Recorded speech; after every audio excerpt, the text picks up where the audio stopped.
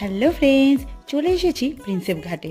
না কোনো ফটোশ্যুট বা ঘুরতে নয়, কিন্তু এসেছি আমাদেরই প্রয়োজনেই। আর প্রতি মাসেই এসে থাকি, আবার কখনো কখনো 1 মাস ছেড়ে ছেড়ে আসি।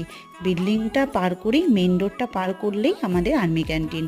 প্রবেশ করার আগে ও পরে কিছু রুলস ফলো করে সোজা হাঁটতে লাগলাম ক্যান্টিনের উদ্দেশ্যে।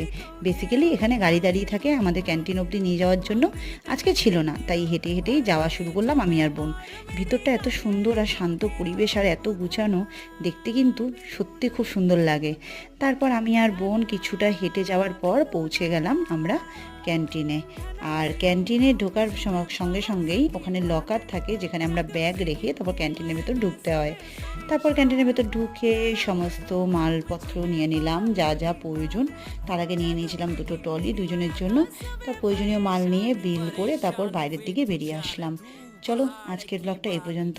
বাই।